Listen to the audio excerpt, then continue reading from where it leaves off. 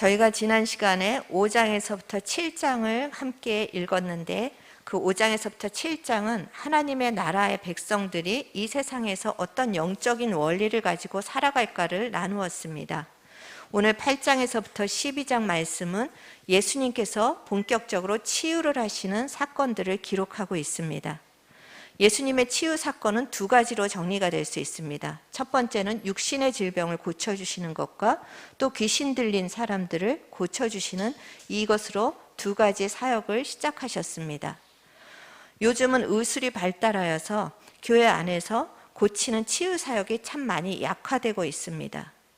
그리고 사탄과 그를 따르는 졸개들, 귀신들에 대한 그런 정말 인식도 그냥 동화나 신화에 나오는 그런 존재로 생각하고 피상적으로만 생각을 하고 있습니다. 그래서 그 모든 것들이 우리와는 상관이 없다고 생각하기가 참 쉽습니다.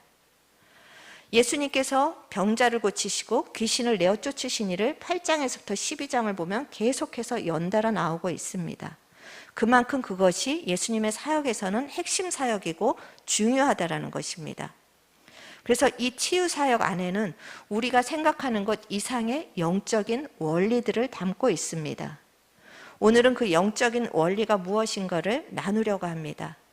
사실 치유, 이것이 교회에만 있습니까? 지나가다 보면 여러분 광고 많이 보잖아요. 기로 치료합니다. 요가로도 치유합니다.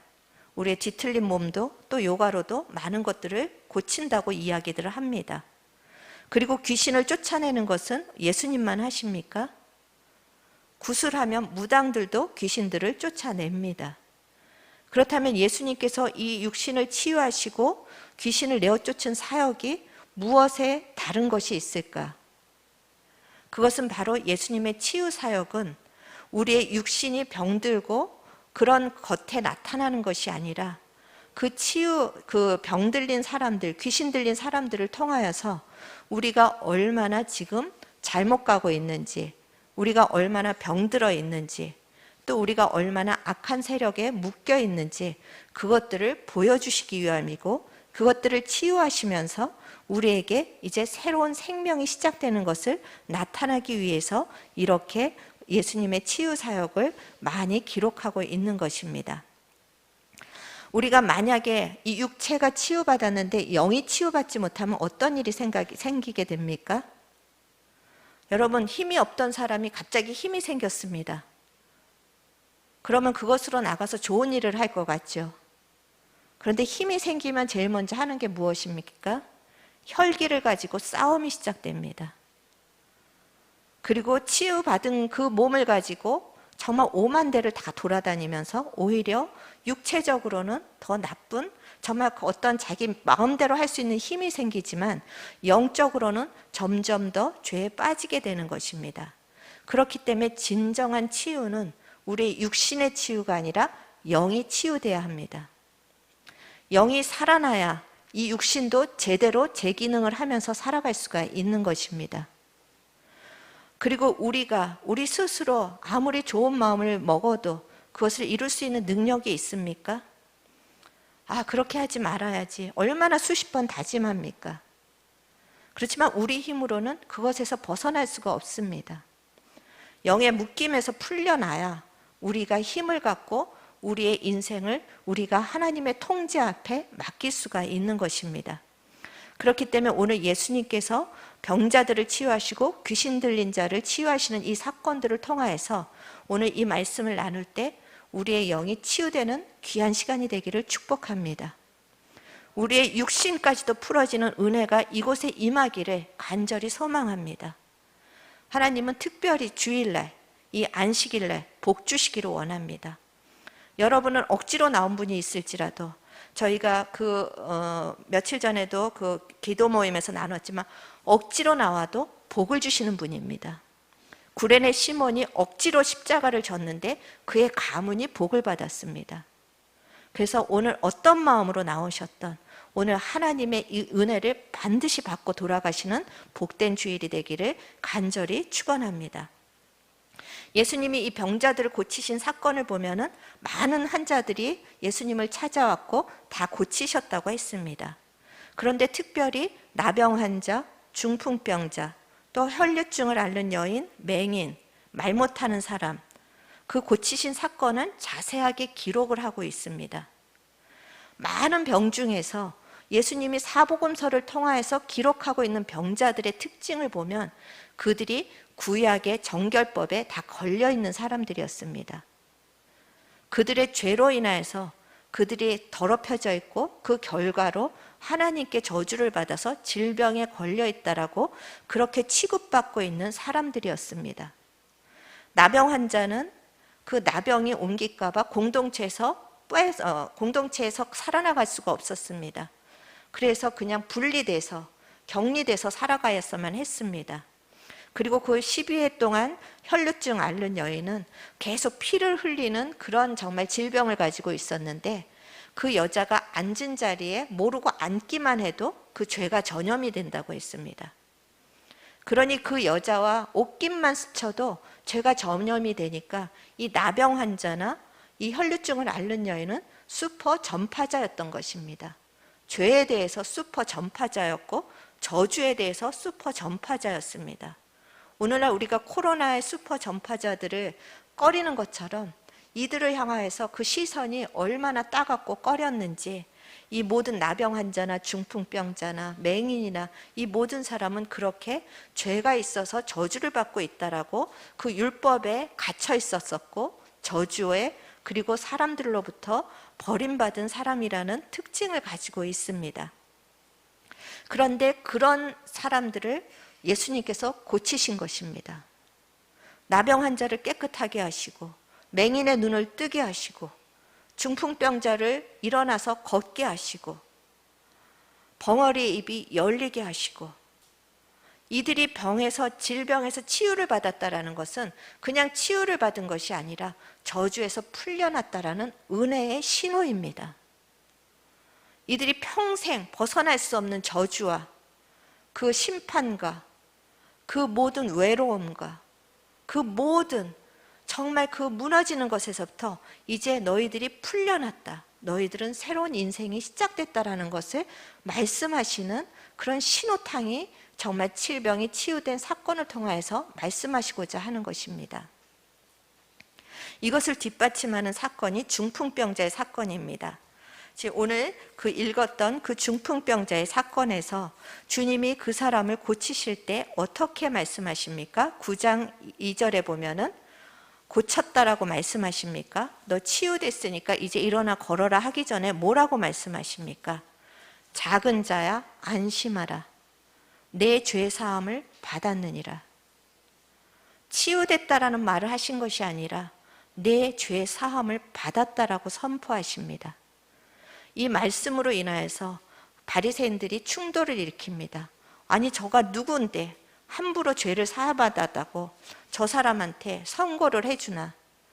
그렇지만 그 충돌에도 불구하고 예수님께서는 이 중풍병자에게 죄사함을 받았다라고 선포하십니다. 이제는 죄가 용서받았기 때문에 이 중풍병에서 노임을 받았다라는 것입니다. 그러면 거꾸로 생각하면 이 중풍병이 뭐 때문에 걸렸다라는 것이죠? 그 사람의 죄 때문에 중풍병이 걸렸다라고 말씀하시는 것입니다. 당시에는 이것에 의견이 없었습니다. 우리가 지금 생각하면 내가 남보다 죄를 더 많이 져서 나한테 이런 질병이 왔나? 그렇지는 않습니다. 하지만 이 당시의 질병은 저주였고 심판이었고 자기 스스로는 고침받을 곳이 아무것도 없는 그런 정말 가장 비참한 인생을 살아갔던 인생, 이 질병을 가진 사람들, 병자들이 꼭 육체적인 질병을 가진 자를 의미하는 것이 아니라 우리의 인생에 이렇게 공고하고 고통을 당하고 사는 인생을 대변하고 있는 것입니다. 하나님께서는 이 세상을 완전하게 창조하셨습니다. 그리고 우리 한 사람 한 사람을 너무나도 아름답고 영광스럽게 하나님의 형상으로 우리를 창조하셨습니다. 그런데 죄가 들어오면서 그 하나님의 완전하심이 다 깨어졌습니다. 다 망가졌습니다. 우리도 너무나도 아름답게 지으셨는데 이제는 우리는 더 이상 아름다운 자가 아니라 죄로 인하여서 모든 것이 오염되고 모든 관계가 다 깨어진 것입니다. 그렇기 때문에 이렇게 불안한 세상 속에 살아가면서 서로의 관계는 다 깨어지고 서로 사랑해야 될 사람들이 미워하고 또 우리가 질병으로 당하고 세상의 많은 문제들로 고통을 당하고 그 우리의 상태를 잘 표현한 것이 9장 36절 말씀입니다. 9장 36절 한번 같이 읽어보시겠습니다. 무리를 보시고 불쌍히 여기시니 이는 그들이 목자 없는 양과 같이 고생하며 기진함이라. 지금 병으로 시달리고 있는 무리를 보시고 예수님께서 그들을 불쌍히 여기셨는데 그들의 상태가 고생하며 기진함이라고 표현하고 있습니다.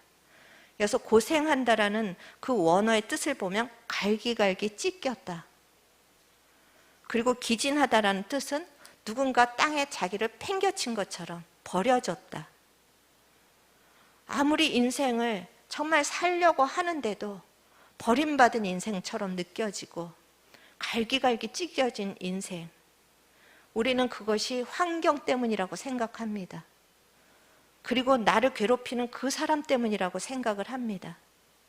그런데 오늘 9장 36절에 그 이유가 뭐라고 합니까? 이들이 이렇게 고생하고 기진하는 그 근본적인 원인이 무엇이라고 말씀하고 계십니까? 목자 없는 양과 같이. 양은 목자가 없으면 이리때에 공격을 당하고 어디를 가도 자기 혼자 스스로 보호할 수가 있는 능력이 아무것도 없습니다. 여기 찢기고 저기 찢기고 오늘은 어디 가서 내가 정말 그 이리때를 피할 수 있을까 늘 불안하고 두렵고, 이것이 목자 없는 양의 상태입니다. 성경에서 말하는 죄는 윤리적으로 도덕적으로 뭐 조금 다른 남보다 더 많이 짓는 그 죄를 이야기하지 않습니다.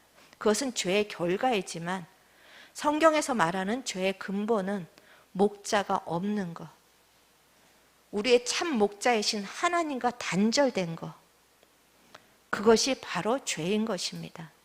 여러분이 아무리 도덕적으로 사람들에게 칭송을 받는다 할지라도 하나님과의 관계가 끊어져 있으면 하나님께로부터 올 지혜와 평강과 사랑과 능력을 받지 못하기 때문에 자기 힘으로 애써서 인생을 개척해 나가야 합니다. 자기 꾀로 살다가 다른 사람들에게 상처를 주기도 합니다. 그리고 그 감정 하나도 다스리지 못해서 정말 너무나도 좋은 사람이다가 갑자기 폭발하고, 이것이 하나님과 관계가 없는 사람의 특징인 것입니다. 목자 없이 정말 양이 고생하고 기진한 것, 이것이 우리의 인생이라고 지금 말씀하고 계시는 것입니다. 지금 중풍병자나 나병 환자나 혈루병 앓는 모든 여인들, 또 맹인들, 그들의 문제는 그들이 목자가 없기 때문인데, 이제 목자가 되신 예수님이 오셔서 그들의 인생에 내가 이제 보호하고 내가 너희들의 인생을 책임지겠다라고 고쳐주시는 것입니다. 그렇기 때문에 지금 그들이 고침받은 이것은 그냥 불치의 병이 고침받았다라는 기적을 뛰어넘는 하나님의 긍휼과 은혜가 임했다라는 것입니다. 저는 이 시간에 여러분이 하나님과의 관계가 회복되기를 축원합니다. 그래서 여러분의 인생에 하나님이 참 목자가 되시기를 간절히 축원합니다. 여러분의 인생에 주님이 목자가 되시면 시편 23편의 고백처럼 내 인생에 돈이 좀 부족한데 부족함이 없게 느껴집니다. 건강이 좀 부족한데 부족하지가 않습니다. 왜냐하면 예수님이 나의 목자가 되시고 친히 나를 먹이시고 지키시고 보호하시기 때문입니다. 이 목자가 없으면 모든 것을 가졌는데도 늘 부족합니다. 만족이 없습니다. 왜냐하면 인간이 채워야 되는, 목자가 없는 인생은 자기가 채워야 되고 자기가 자기의 인생을 보호해야 되기 때문에 어떤 것을 가져도 만족할 수가 없는 것입니다. 사람들은 어리석게도 어떤 문제가 생기면 그 문제를 해결하려고 이리저리 쫓아다닙니다. 아이들을 키울 때도 세상의 것이 이 아이들을 보호하고 지킬 것 같아서 세상의 것들을 어떻게 하면 채울까 부모들은 너무나도 분주합니다. 그런데 목자가 되신 하나님이 없이는 이 모든 것들이 헛됩니다. 우리는 이 심각성을 모르고 있습니다. 영적인 문둥병자이기 때문에 이 문둥병자들의 특징은 뭔가 문드러지고 다 썩었는데도 그 통증을 모르고 자기가 썩는지도 모르고 있다가 마지막에 엄청난 고통을 겪는 것이 특징입니다. 그처럼 우리는 그 하나님 없는 인생이 얼마나 죄로 문드러지고 상처로 문드러지는지 그것을 잘 인식하지 못하고 있다가 마지막에 가서 가슴을 치는 것입니다. 그 혈루병 여인처럼 날마다 서로가 상처로 핥히고 상처를 주고 피가 흘리는 인생에서 벗어날 수가 없습니다. 맹인처럼 정말 그 영적인 세계를 보지 못하여서 날마다 자기는 밝히 보고 가장 지혜롭게 산다고 하는데도 남는 것이 없습니다. 이들은 자기네가 보지 못하기 때문에 또 자기네가 중풍병에 걸리고 문둥병에 나병에 걸렸기 때문에 주님 앞에 나와서 간절히 찾았습니다. 나를 고쳐달라고. 누가 복받은 자인가? 요한복음 9장 41절에서 주님은 이렇게 말씀하십니다. 너희가 맹인이 되었더라면 죄가 없으려니와 본다고 하니 너희 죄가 그대로 있느니라.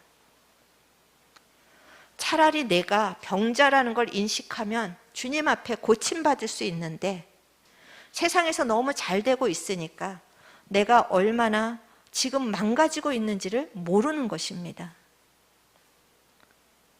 그래서 주님 앞에서 고침받을 수가 없는 것입니다. 여러분, 모든 것을 가진 것이 복이 아니라 주님을 가진 것이 복이십니다. 예수의 이름을 부르고 예수님 앞에 나올 수 있는 여러분이 복받은 자인 것을 믿으시기 바랍니다. 세상의 것은 있다가 없어집니다. 늘 그것이 없어질까 봐 불안해하고 두려워하는 이 인생 가운데 주님이 이제 해방을 말씀하신 것입니다. 이들이 치유받을 수 있었던 그런 그 모든 공통적인 특징을 보면 그 믿음을 보시고라는 말씀을 하십니다. 여러분, 겨자씨만한 믿음이 있을지라도 주님은 여러분의 인생을 새롭게 하실 수 있습니다. 여러분은 병자입니까? 아니면 건강한 자입니까? 여러분은 세상에서 부족함이 없기 때문에 건강한 자입니까? 세상에 부족함이 많아서 나는 병든 자입니까? 주님 보시기에는 거꾸로입니다. 세상에서 부족함이 없기 때문에 병든 자이고 죄인이고 세상에서 부족함이 있어서 주님 앞에 나왔기 때문에 여러분은 건강한 자이고 복받은 자가 되는 것입니다. 이 시간에 이것을 믿음으로 여러분의 인생에 선포하십시오. 나병 환자에게 주님은 선포하셨습니다. 깨끗함을 받으라. 이 시간 여러분의 영과 모든 더럽혀진 생각과 마음들 예수의 이름으로 깨끗하게 될지어다. 그리고 중풍기 왕자에게 선포하셨습니다. 일어나 걸으라. 내 죄 사함을 받았으니 일어나 가라. 여러분의 무너진 심령과 인생에 다시 용기가 생기기를 축원합니다. 모든 무너진 인생은 세움받을지어다. 무엇보다도 예수님을 믿고 여러분이 죄 사함을 받고 이 하나님과의 관계가 열린 거, 하나님 나는 인생에서 받을 수 있는 최고의 복을 받았습니다라고 여러분 스스로 선포하십시오. 이제 예수 그리스도로 말미암아서 저주는 끝났습니다. 은혜가 열렸습니다.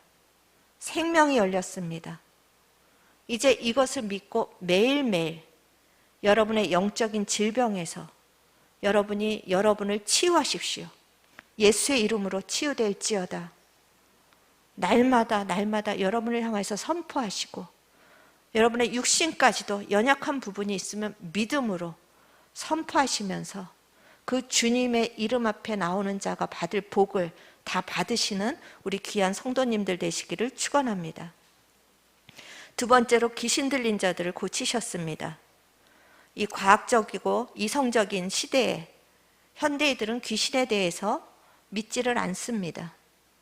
그리고 귀신이 있다고 하지만 그저 피상적으로 생각을 합니다. 그러나 사탄과 귀신은 실제적인 존재입니다. 에베소서 2장 2절에 보면은 이 사단을 무엇이라고 악한 영을 표현했냐면 세상 풍조를 따르고 공중권세 잡은 자라고 합니다. 이 귀신은 여러분 그 전설의 고향에 나오는 것처럼 하얀 옷을 입고 그 머리를 푼 것을 이야기하는 것이 아닙니다. 이 귀신들, 악한 영들은 이 세상의 문화와 정치와 사상 속에서 역사합니다. 여러분 드라마나 그 영화들 얼마나 잔인합니까? 갈수록 너무나 잔인해집니다. 그런 영상들을 통하여서 우리의 눈에 그 악한 영들이 정말 더러운 것들을 심어줍니다. 우리의 귀와 우리의 영혼을 계속해서 더럽히고 있습니다. 불륜과 복수와 살인과 그리고 이 유행이라는 게 어떻습니까? 계속해서 실증을 나게 만듭니다. 한결같은 것이 좋은 것이 아니라 계속 패션이라는 것으로 유행이라는 것으로 옷이 실증나게 만들고 예전에 하던 것이 실증나게 만들고 계속해서 인간의 탐욕을 부추기고 있습니다. 음악도 마찬가지고 동성애 계속해서 그런 것들을 통하여서 정말 죄에 대해서 무감각하게 만들고 우리 인생을 우리가 알지 못하는 가운데 죄로 몰아가고 있습니다. 우리 아이들의 세대에는 더욱더 갈수록 이 죄에 무엇이 죄인지도 모르고 노출이 되면서 지금 자라나고 있습니다. 그러니 우리가 이 귀신과 무관하다고 어떻게 얘기할 수가 있겠습니까? 베드로전서 5장 8절에서는 사단은 우는 사자와 같이 삼킬 자를 찾아다닌다고 합니다. 먹잇감을 찾고 있는 것입니다. 귀신이나 사단의 특징을 예수님께서는 더러운 영이라고 하셨습니다. 더러운 것은 깨끗한 데 갈 수가 없습니다. 그러면 그 먹잇감을 어디서 찾겠습니까? 더러운 곳에서 찾겠죠. 생각이 죄로 더럽혀지고 마음이 죄로 더럽혀지고 습관이 죄로 더럽힌 그런 사람들을 찾아가서 그런 사람들을 장악하는 것입니다. 이렇게 귀신이 우리를 장악하면 우리의 인생이 어떻게 되는지, 여러분은 그 귀신과 상관이 없는지 우리 오늘 읽은 8장 28절에 보면 귀신 들린 자의 특징이 나오고 있습니다. 28절에 보면은 귀신은 어디에서 지금 살고 있다고 합니까? 무덤에서 살고 있습니다. 무덤이 어떤 곳입니까? 죽음이 있는 곳이고 허무가 있는 곳입니다. 썩어짐이 있는 곳입니다. 요한일서에 보면 형제를 미워하는 자마다 살인하는 자라. 우리가 얼마나 죽음의 영에 사로잡혀 있습니까? 여러분 미워하는 사람이 없습니까? 미워하는 것, 그것이 우리가 죽음의 영에 사로잡혀 있다는 증거라는 것입니다. 원통함을 풀지 않고 미움을 풀지 않고 용서하지 않고 이것이 다 우리가 악한 영에 사로잡혀 있는 증거입니다. 또 날마다 입만 열면 죽고 싶다, 죽고 싶다. 천국의 소망이라고 이야기하지만 그 영이 귀신에게 사로잡혀 있기 때문에 뭘 해도 만족함이 없고 죽고 싶다라는 이야기를 달고 있습니다. 이 시간 모든 죽음의 영들이 우리 가운데서 예수의 이름으로 명하노니 떠나갈지어다. 생명의 영이 역사할지어다. 그리고 또 이들의 특징은 무엇입니까? 28절에 보면 몹시 사납다고 합니다. 우리가 몹시 사나우면 그 사람을 손을 댈 수가 없습니다. 누구도 건드릴 수가 없습니다. 조금만 자존심이 상해도 몹시 사나워지는 우리의 자아, 그냥 나한테 못 견디는 말 한마디만 해도 견디지 못하고 난리를 치는 우리의 자아, 이것이 다 악한 영에 지금 사로잡혀 있다는 증거입니다. 이 동일한 말씀을 기록하고 있는 마가복음 5장 4절에서는 아무도 그를 제어할 힘이 없느니라. 누가 우리의 성질을 바꾸겠습니까? 잔소리로 바뀝니까? 옳은 걸로 가르친다고 바뀝니까? 아무도 제어할 수가 없습니다. 심지어 요새는 초등학교 4학년, 중2병, 사춘기 아이들 아무도 제어할 힘이 없습니다. 자기 자아 멋대로 사는 게 편하기 때문입니다. 이것이 다 우리의 죄뿐만이 아니라 그것을 지금 악한 영들이 부추기고 있다는 것입니다. 그리고 마가복음 5장 5절에서 보면 이 동일한 거라사 귀신 들린 자, 그가 뭐라고 되어 있습니까? 돌로 자기의 몸을 해치고 있다고 합니다. 남들은 아무 말 안 하는데 스스로 자기를 비하하고 자기 연민에 빠져서 나처럼 불쌍한 사람이 없어. 그렇게 자기 스스로 어둠으로 빠져들고 열등감과 피해의식 속에 갇혀가지고 자기의 인생을 스스로 해치고 있는 것, 그것이 악한 영에 사로잡혀 있다는 증거입니다. 이렇게 우리가 악한 것에 우리의 생각과 마음과 우리의 인생이 사로잡혀 있으면 하나님이 아무리 은혜를 주시고자 싶어 해도 그 은혜를 담을 수 있는 그릇이 안 됩니다. 그래서 오늘 읽은 마태복음 12장 28절에서는 그렇게 말씀하고 계십니다. 12장 28절에 귀신을 쫓아내는 것이면 하나님의 나라가 이미 너희에게 임하였느니라. 하나님의 나라가, 하나님이 주실 그 은혜와 생명과 능력이 우리에게 임하기 위해서는 먼저 이 악한 영을 쫓아내야만 한다는 것입니다. 그래서 그 뒤에 또 그 집을 빼앗으려면 그 집에 자리 잡고 있는 그 악한 것들을 내몰고, 그래야 그 집을 우리가 차지할 수 있다고 합니다. 예수 그리스도로 인하여서 우리에게는 이미 이 악한 권세에서 우리는 떠나간 자입니다. 그리고 우리는 하나님의 나라가 임한 자입니다. 이것이 우리의 존재이지만 여전히 우리의 상태는 그것에 계속해서 끌려다닐 수가 있습니다. 이 악한 영을 향하여서 그 마가복음 5장 8절로 다시 돌아가셔서 마가복음에서 더러운 귀신아 그 사람에게서 나오라, 주님이 그렇게 선포하십니다. 여러분, 이 시간에 여러분의 이름을 넣으십시오. 더러운 귀신아 나에게서 나오라. 그 주님의 선포가 여러분에게 임할 때 여러분의 모든 부정적인 생각을 붙잡고 있는 악한 영들이 예수의 이름으로 떠날 것을 축원합니다. 여러분을 붙잡고 있는 모든 우울증 떠나갈지어다. 모든 공황장애 떠나갈지어다.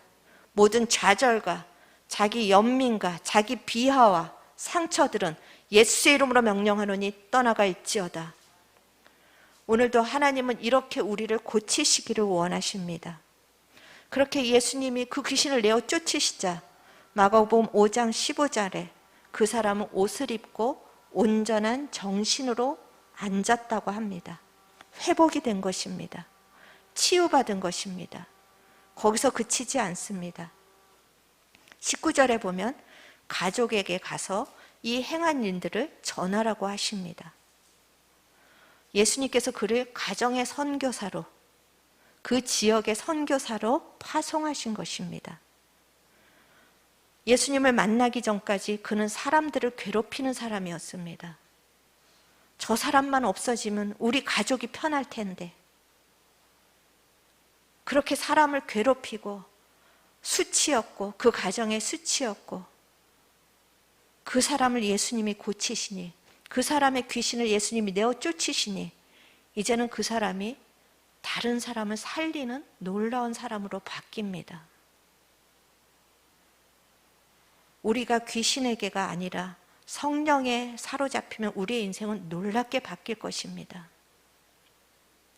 교회는 단순히 위로받고 세상에 내가 가지고 있는 문제들을 해결하기 위해서 우리가 모이는 것이 아닙니다. 예수님께서 그 능력으로 치유하시고 귀신을 내어쫓은 역사가 오늘도 이 교회 안에서 일어나야 합니다. 그래서 우리가 먼저 그 치유를 경험하고 그 능력을 경험하고 이 땅에 오늘도 죽어가고 있는 그 수많은 중풍병자, 고생하고 기진하고 찢기고 버림받은 그 인생들을 향해서 우리가 주님의 치유가 통로가 되어야 합니다. 주님께서는 이들을 불쌍히 보신다고 합니다. 그 불쌍하다는 거 그냥 동정이 아니라 창자가 뒤집히듯이 그 견딜 수 없는 심령을 이야기하고 계십니다. 그리고 추수할 일꾼을 구하고 계십니다. 여러분, 여러분의 인생을 그 악한 것에, 죄에 허비하지 않으시기를 주님의 이름으로 축원합니다. 한 번 왔다 가는 이 인생, 날마다 죄를 짓고 날마다 미움을 새기고 날마다 다른 사람을 괴롭히는 그런 귀신 들린 자로 살아가는 그 인생이 되지 않기를 간절히 소망합니다. 이제 저희 교회에서 치유 사역이 일어나고 있습니다. 부분적으로 귀신을 내어 쫓는 축사 사역을 시작했는데 그 받으신 분들이 마음이 많이 편해졌다고 합니다. 이 귀신을 쫓는 사역은 특별한 것이 아닙니다. 뭔가 현상이 나타나고 막 그렇게 귀신에 묶여서 아무 일도 하지 못하는 그런 사람이 아니라 아까 말씀드린 대로 내 혼자 힘으로는 내가 이 우울에서 떠나갈 수 없습니다. 그럴 때 예수의 이름으로 우리가 내어 쫓을 수 있는 능력을 다 가지셔야 합니다. 그것은 목사만 있는 것이 아닙니다. 그래서 제가 이제 시작하였고 이제 여러분이 그렇게 세상을 향하여서 예수의 이름의 능력을 발휘하실 때가 된 것입니다. 예수님께서 제자를 부르실 때 내가 이제 하나님의 나라를 이렇게 할 테니까 너희들 이렇게 설명하지 않으셨습니까? 오늘 본문에서 보면 제자를 부르실 때 예수님이 어떻게 하셨습니까? 나를 따르라. 끝입니다. 제자들, 예수님을 따르는 것이 무엇입니까? 그렇게 되면 어떻게 됩니까? 물어보지 않고 그냥 예수님의 부르심에 계산하지 않고 자기를 내어드립니다. 내가 그 예수님을 따라다니면서 이 능력이 있을 수 있을까? 잡생각도 하지 않습니다. 그냥 일단 따르고 보는 것입니다. 그럴 때 오늘 10장 1절에 보니까 예수님께서 그 예수님을 따르는 자들에게 어떻게 하신다라고 말씀하고 계십니까? 10장 1절 같이 한번 읽어보시겠습니다. 예수께서 그의 12제자를 부르사 더러운 귀신을 쫓아내며 모든 병과 모든 약한 것을 고치는 권능을 주시니라. 아멘. 여러분, 이 권능을 받으셨습니까? 이 권능이 여러분에게 있으십니까? 여러분, 있습니다. 왜냐하면 주님께서 제자를 부르시고 권능을 주셨기 때문입니다. 우리가 귀신을 쫓을 수 있는 권능이 있습니다. 12장 28절에도 우리가 쫓는 것이 아니라 성령을 힘입어, 여러분이 이 믿음과 성령을 가지고 여러분이 귀신을 내어 쫓을 수 있는 권능을 이미 받으셨습니다. 여러분, 그 죄에 끌려다니지 마십시오. 상처에 끌려다니지 마십시오. 두려움과 불안에 끌려다니지 마십시오. 그때마다 여러분 선포하십시오. 예수의 이름으로 떠나갈지어다. 그 권능을 이미 주셨습니다. 이 권능을 이제 우리가 사용하고 이 권능으로 이 악한 세대에 묶여있는 자들 풀어주기를 원합니다. 여러분이 그 주님의 부르시는 추수한 일꾼이 되기를 주님의 이름으로 축원합니다. 여러분의 능력이 아니라 그 주님을 따르고 그 주님의 일을 갈망하는 여러분에게 오늘도 하나님께서 그 능력을 부어주시고자 여러분을 기다리고 계시고 찾고 계십니다. 이 하나님의 찾으시는 귀한 주인공이 되기를 주님의 이름으로 축복합니다. 이 시간에 오늘 말씀을 생각하시면서 같이 찬양하시겠습니다. 예수의 이름은 구원의 능력의 이름입니다. 여러분에게 이미 이 예수의 이름이 있습니다. 제한하지 마십시오. 여러분이 죄로 인해서 무너질지라도 깨끗함을 받으라 매일 회개하시면서 나가십시오. 그리고 여러분을 괴롭히는 그 악한 영들을 향해서 선포하십시오. 여러분의 아이들을 괴롭히는 악한 영들을 향해서 부모인 여러분에게 더 권능을 주셨습니다. 예수의 이름으로 우리 아이들을 괴롭히는 모든 것들 떠나갈지어다. 이런 마음으로 여러분이 기도하시면서 찬양하셨으면 좋겠습니다.